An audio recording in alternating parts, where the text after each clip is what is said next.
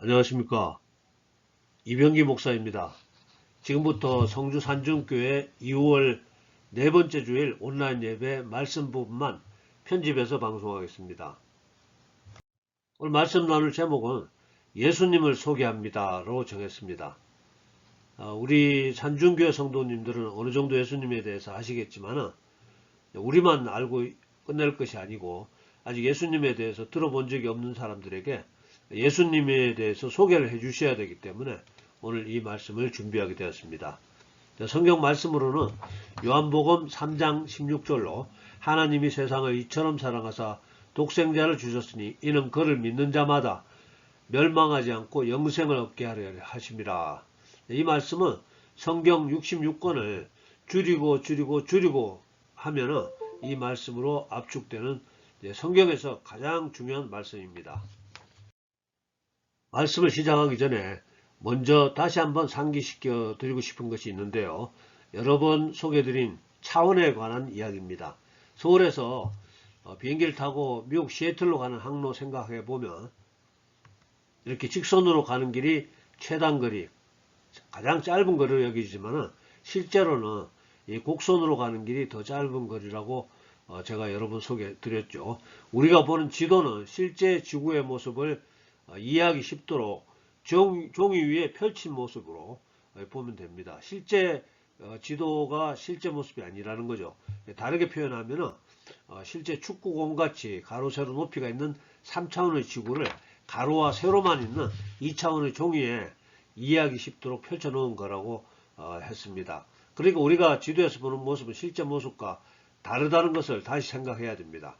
같은 원리로 하나님의 세계 그리고 4차원 세계 또 우리가 사는 3차원 세계는 다르다는 것이죠. 논리로서 이해할 수 있는 세계는 3차원 뿐이고요. 4차원 이상의 세계는 우리가 짐작으로 하고 논리로 이해하는 것이 아닌 믿음으로 이해하는 것을 생각해야 됩니다. 즉 4차원 이상의 영적 세계, 하나님의 세계는 실제로 존재하지만은 오직 믿음으로만 이해가 된다는 말입니다. 히브리서 11장 3절 믿음으로 모든 세계가 하나님의 말씀으로 지어진 줄을 우리가 아나니 보이는 것은 나타난 것으로 말미암아 된 것이 아니니라. 즉 보이는 것이 실제가 아니라고 이야기하고 있습니다. 보시는 사진은 계기비행하는 사진인데요. 우리 조종사들은 두 눈으로 창문 밖의 활주로나 구름이나 지상의 물체를 보면서 비행하기보다는 대부분 계기판을 주시하면서 비행을 합니다. 왜냐하면 우리 감각이 매우 부정확하기 때문이죠. 구름이나 활주로나 건물 등을 보고 거리를 잘못 판단하는 경우가 많고요. 또 높낮이도 마찬가지죠. 높고 낮음을 판단하는 우리의 시각에는 잘못 판단할 가능성이 상당히 많다는 뜻이죠. 그래서 언제나 기준은 계기판입니다. 이 원리가 우리 기독교인들의 신앙생활에서도 마찬가지인 것 같습니다. 모든 크리스천들은 각기 자기 나름대로의 신앙관을 가지고 있습니다. 어떤 분은 자기를 지도하는 사람의 영향을 받고요. 또 어떤 분은 자기가 경험한 영적 체험의 영향을 받고요. 또 교단의 영향, 환경의 영향, 또 가족들의 영향, 또 개인적인 취향, 이런 수없이 다양한 신앙관이 있을 수 있습니다. 이런 모든 내외적 영향력은 진리가 아닐 수 있다는 것을 깨달아야 됩니다. 우리 전 세계 모든 크리스천들이 하나님의 뜻을 하나로 하나의 컨셉으로 깨달을 수 있는 기준은 오직 성경 말씀 하나인 것입니다. 이렇게 한번 생각해 보기로 하죠. 수년 전에 수십만 명이 광화문에 모여서 미국산 쇠고기 먹으면 죽는다고 난리친 일이 있었습니다. 시간이 지나서 사실이 아닌 것으로 그냥 서서히 인식하게 되었습니다. 뿐만 아니라 우리가 알고 있던 지식이 시간이 지남에 따라서 그게 아니다라고 밝혀지는 일들이 굉장히 많습니다. 예를 들어서 지구가 평평한 줄 알았던 사람들이 지구가 축구공처럼 둥글다고 알게 된 것도 사실은 얼마 되지 않았습니다. 최초로 지구가 축구공 같은 구형이라고 주장한 과학자는 기원전 500년경 고대 그리스의 피타고라스였습니다. 최근까지도 대부분의 사람들은 지구의 표면이 평평하다고 그냥 생각했습니다. 그리고 바다 끝 저 멀리 가면은 낭떠러지가 있다고 생각했답니다. 저도 어릴 때 그렇게 생각했던 것 같습니다. 제가 좀 무식했었어요. 아무튼 기원 후 1500년경, 지금으로부터 500년쯤 돼서야, 500년 전쯤 돼서야 스페인의 마젤란이 이끄는 선단이 세계 일주 항해에 성공함으로써 그제서야 지구가 둥글다고 세상 사람들이 믿게 되었습니다. 저는 제가 조종하는 보잉 747기를 타고 세계 일주 비행을 마치고 나서야 정말로 지구가 둥글구나 이렇게 확신을 하게 되었습니다. 이와 같이 세상에는 진리라고 여겨지던 것들이 시간이 지나서 틀렸다고 밝혀진 것들이 대부분이에요. 그러나 성경만이 기록이 끝난 지 2000년이 지났음에도 아직도 틀렸다고 밝혀진 것이 하나도 없이 변함없는 진리로 인정받고 있습니다. 자, 오늘 주제인 복음을 소개합니다. 영어로는 굿뉴스라고 그랬죠. 우리가 전도할 때 이 복음을 소개하는 것입니다. 우리가 예수 믿을 때 이 복음을 믿는 것이고요. 이 복음을 좀 더 쉽게 설명하도록 해보겠습니다. 하나님이 천지 만물을 창조하셨고요. 우리 인간도 하나님이 만드셨습니다. 어떤 사람들은 원수위가 진화되어서 인간이 된 것이라고 하는 사람도 있는데요. 그럴 수 없습니다. 말씀은 계속합니다. 그리고 하나님이 만든 우리 인간이 죄를 지었습니다. 우리 조상이 죄를 지었고 우리도 죄를 지었고 우리의 후손들도 죄를 지을 것입니다. 그리고 우리 모두는 언젠가 그 죄의 대가를 갚아야 합니다. 그 죄의 대가가 바로 고통과 죽음과 지옥의 형벌이라고 하죠. 우리를 너무나 사랑하시는 하나님이 우리를 불쌍히 여기사 친히 인간의 몸으로 이 땅에 오시고 예수님이시죠. 우리의 죄값을 자기의 십자가와 죽음을 통해서 다 갚으시고 부활하시고 하늘로 승천하셨으며 부활하시고 그 승천하신 그 예수님을 믿는 믿음으로 우리는 영원 구원의 은혜를 받게 되고 또 하나님께서는 믿는 자들이 죽어서 지옥에 가지 않고 하나님 계신 천국으로 인도하시며 이 땅에서 성령님과 함께 가난과 질병과 고난이 없는 행복한 하나님의 나라를 만들어가며 또 다시 오실 예수님을 기다리며 준비한다는 겁니다. 이게 복음이에요. 우리가 이 복음이 정말이라는 것을 믿는다면 우리의 삶의 자세가 얼마나 많이 변할지 모를 겁니다. 먼저 우리의 삶이 지금 살아있을 때뿐만 아니고 죽음 이후로 영원까지 이어진다는 것을 생각한다면 우리가 좀 더 정직하게 살려고 노력할 것 같고요. 좀 더 선하게 살려고 노력하지 않을까 생각합니다. 정말로 복음을 믿는다면 또 정말로 하나님의 위대하심을 정말로 하나님 살아계심을 믿는다면 기꺼이 하나님의 뜻을 따르려고 노력할 거고요. 그리고 다툼이 줄어들 거고 이웃을 사랑하려고 노력할 거고 세상은 점차 아름답게 변화될 겁니다. 그래서 복음은 정말 좋은 소식이라고 합니다. 기쁜 소식이라고 또 굿뉴스라고 합니다. 근데 문제는 이 복음이 정말 맞는 말인가 라는 겁니다. 정말로 하나님 존재하시는가?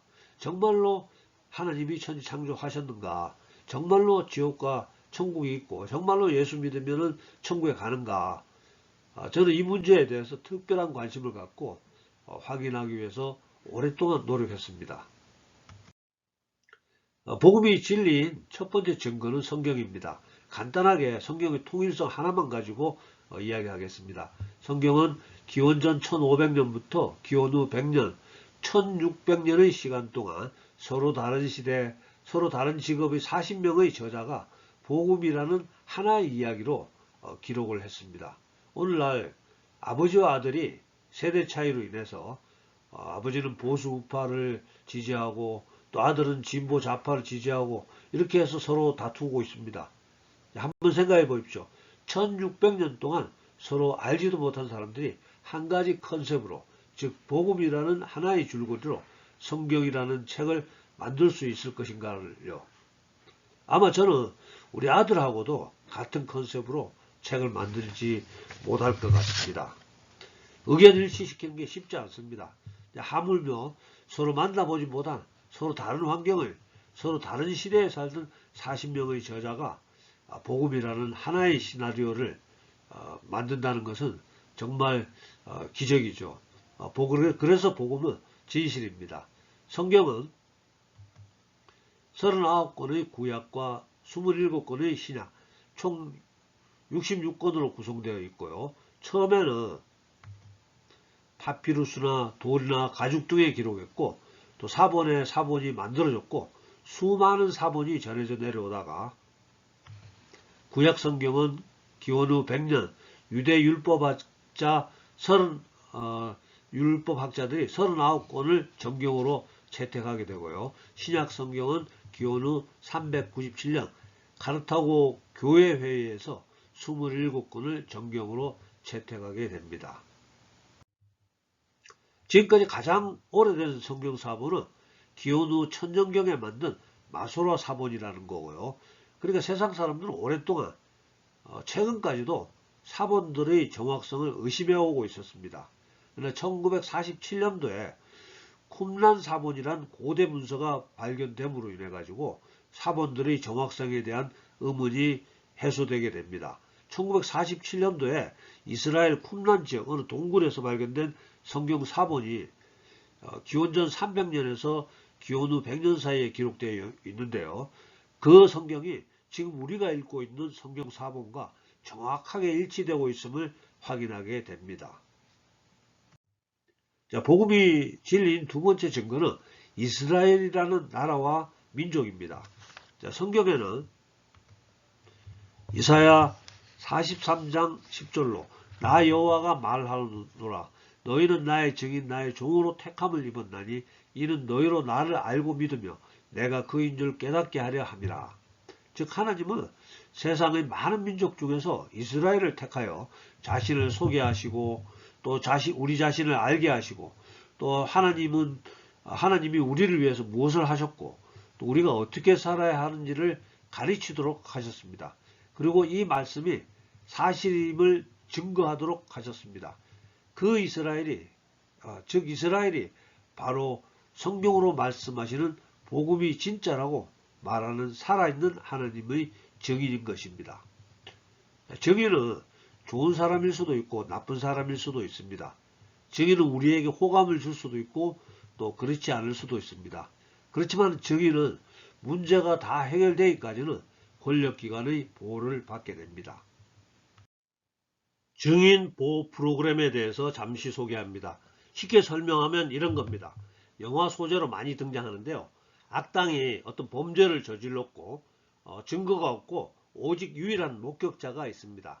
악당은 부활을 시켜서 그 목격자를 죽이려고 하고 국가기관은 그 목격자를 보호한다는 이야기입니다. 즉 각종 사건이나 사고의 증인 또는 목격자를 재판이나 사건이 완전히 해결될 때까지 생명을 어떤 위협으로부터 신변을 보호하기 위한 제도입니다. 그래서 이스라엘이 성경의 진실됨을 증언할 수 있는 하나님의 증인 프로그램의 대상인 것입니다. 반면에 사탄은 성경이 즉 하나님 말씀이 신화였다고 속이면서 증인을 죽이려는 악당처럼 하나님의 증인인 이스라엘을 없애려고 하고 있었습니다. 여러분 다 잘 아시는 이야기죠. 홀로코스트라고요. 홀로코스트. 많이 들어보셨을 겁니다. 하나님의 증인 이스라엘은 2차 세계대전 시에 나치 독일에 의해서 600만 명이 가스실에서 죽어갔으나 결국은 살아남았습니다. 그 같은 일이 역사 속에서 여러 번 일어났고 지금도 전 세계에서 이스라엘을 미워하며 증오하는 수많은 사람들이 있습니다. 혹시 여러분 중에도 그런 이스라엘 사람들을 미워하는 분들이 있을 수 있겠습니다. 그러나 그런 분들이 아무리 이스라엘을 미워한다 하더라도 하나님은 이스라엘을 보호하실 것입니다. 왜냐하면 이스라엘은 하나님의 증인이기 때문입니다. 이스라엘이 선하기 때문이 아니고요. 좋은 사람들이기 때문이 아닙니다. 그냥 증인이기 때문입니다. 그렇게 오랫동안 2000년 동안 전 세계로 뿔뿔이 흩어져 미움을 받고 박해를 받던 그들이 살아남아서 예전에 그들이 살았던 땅으로 모여들어 나라를 만들었습니다. 그리고 이렇게 외치고 있습니다. 하나님 살아계신다. 하나님이 우리를 지켜주신다. 성경은 진실이다. 이렇게 외치고 있습니다.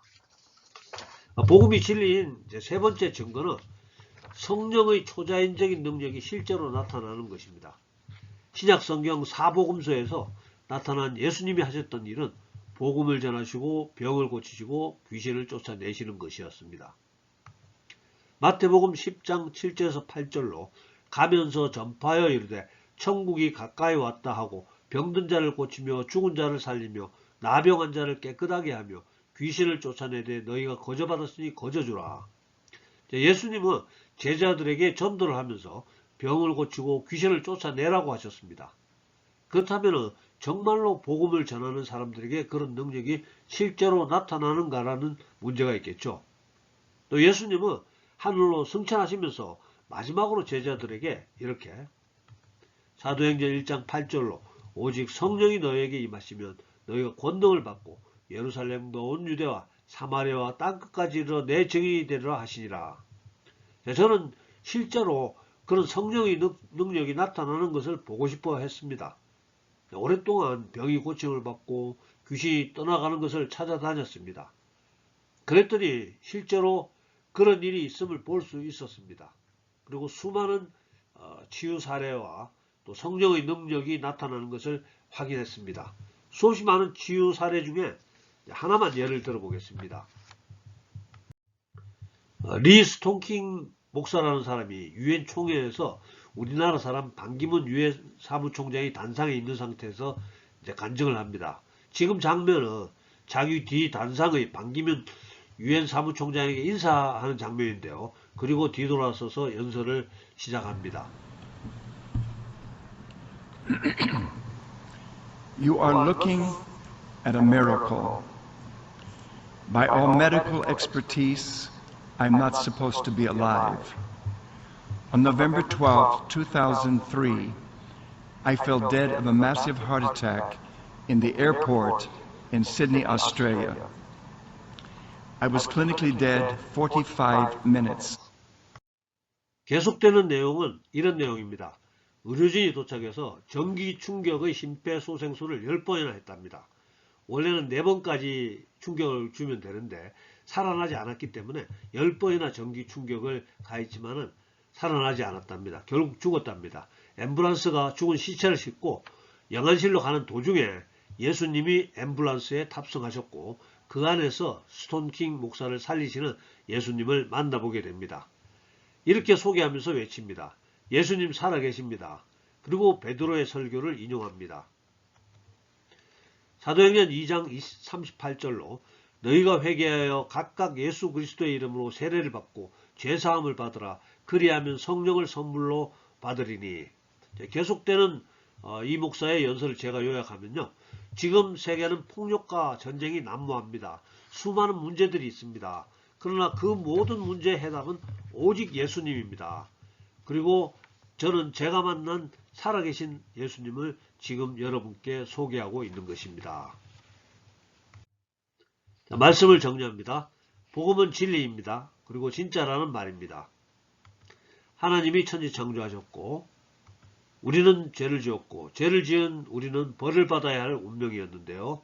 우리를 사랑하시는 하나님은 인간의 몸을 가지고 이 땅에 오시고 예수님이시죠. 우리의 죄사함을 위하여 십자가를 지시고 죽고 부활하시고 승천하시어 예수 믿는 자들에게 영원 구원의 은혜를 주시며 성령으로 지금 우리와 함께 하시어 하나님 나라를 이루어가며 완전한 통치권 회복을 위해 다시 오실 날을 준비하신다.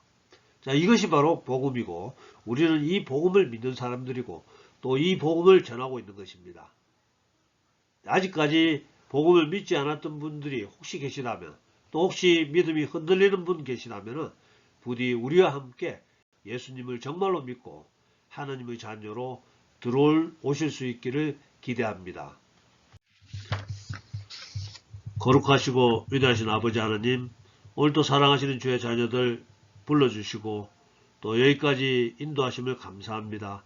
오늘 특별히 우리는 예수님을 소개합니다라는 제목으로 복음의 말씀을 나누었습니다.